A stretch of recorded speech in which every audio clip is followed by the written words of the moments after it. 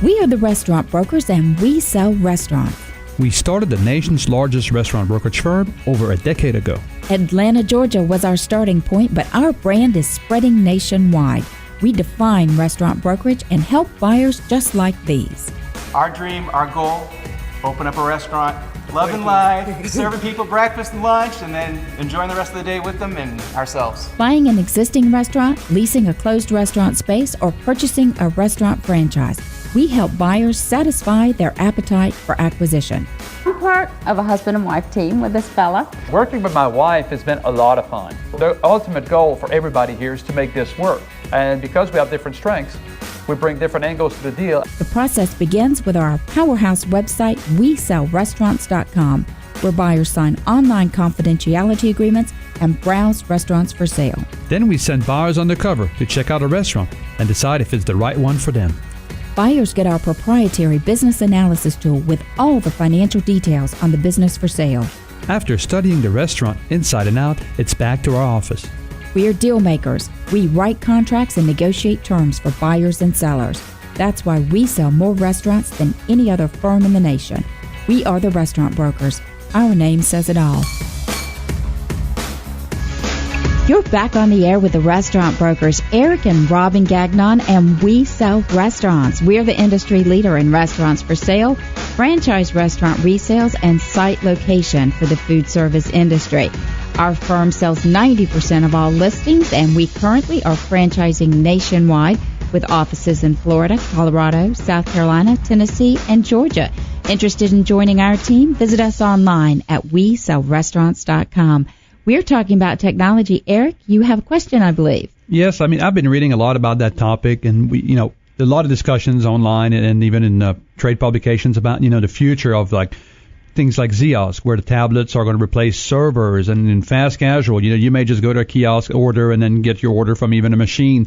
So this is what we're looking at future, and with wages issues and things like that. I want you guys to chime in a little bit and see what is really the balance, or is there a balance, or are we really heading to a fully automated, restaurant industry minus, the fine dining? So, Austin, you want to get us started on that? Yeah, no, I have very strong opinions on this, so I'd love to weigh in. So, first of all, our customers believe that their guests are coming in for service, not for self-service. It's one of the things that distinguishes them. And so the way that they're looking at this is they can't afford today to employ enough servers to give perfect service to all tables all the time.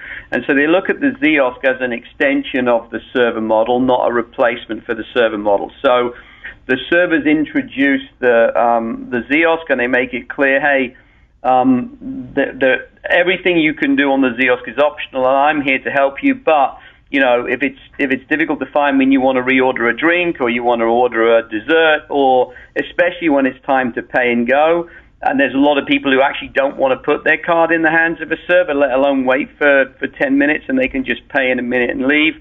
It gives them control. What we're finding is that the servers are spending much less time as a result at the back of the store on the POS, and they're able to spend more time in the store with the guest, and they're therefore providing better service to everyone, regardless of whether the table is using the kiosk or not. We have an incredibly high percentage of guests who give feedback, something like 70% of all the people who pay at the table give full feedback at the end of the experience, which means that our restaurants are now getting, over 30% of all tables that ever walk in are giving them feedback. We're seeing guest satisfaction increase. We're seeing increasingly higher scores for the servers for the service that they're giving. So for us, I think that the servers can drive a higher check and actually get a higher tip. And so for really, really good servers, the kiosk has proven to be great news. I would add that if you're a lousy server, the guest feedback will get you every time. And so it's not for every server, but for the good servers love the kiosk. Okay, and as a customer, I can just tell you, I'm the girl at the grocery store who is like, give me the lane I can check out my own, because I want that control, and it improves my experience. So, John, do you agree? Are these technology issues service enhancing, not server replacements? I think you hit the nail on the head there. So there are some experiences in fast casual and quick serve where during breakfast a coffee shop gets mobbed with customers. During lunch, a sandwich place gets mobbed with customers. And having employees who are standing behind cash registers, they just want to increase throughput. They don't have any time to think about service because they're just trying to get customers to get their food and get to the door. So one unique thing that digital and mobile technology has enabled fast casual and quick serve restaurants to do is take all this technology and up the engagement with the customer while pushing throughput with speed of transaction, with mobile payments, with automated loyalty connected to the payment. And then for other fast casual and quick serve brands where it may be a steady stream of customers throughout the day as opposed to an absolute crush of customers, these self-service kiosks, I've seen a few in specialties out on the West Coast, and I've had a really great experience with them, giving customers the option to use self-serve as well as order ahead and pickup have both improved the bottom line of these restaurants and also giving these customers options on how they want to interact with the brand has been absolutely fantastic for increases in customer service scores. Good. How about you, Andrew? Yeah, so I mean, in terms of automation, right, of the the experience within the restaurants, obviously both Austin and John, I think, are more qualified than I am to talk about kind of the in restaurant experience. But in terms of from the back end, from looking at it from the restaurant owner's point of view or the general manager's point of view, in terms of promoting the restaurant, there's actually going to be more and more you're able to do kind of online to make this more of a regular process, not something that needs a great deal of thought each and every time, right? And I mean, this comes, I guess, with the planning and all that. But when you look at, in terms of when, let's say a restaurant gets in certain sets of ingredients, sets of customers, they can understand kind of how to kind of arrange their promotion. I mean, when you think about, restaurants are going to know when are their lower traffic days, right? Typically, right, for most restaurants it is Monday, but different restaurants might have it on Tuesday or Wednesday, and they can basically time promotions, let's say, to coincide with those days to try to get more people in the door really when it's going to make the biggest impact in terms of reducing any waste and also just keeping kind of tables running through.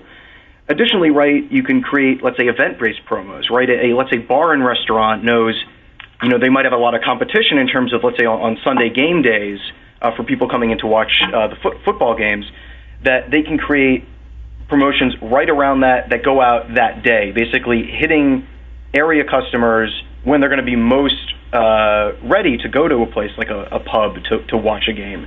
And hopefully they'll choose their restaurant because they're going to be right in front of them, maybe with a special offer.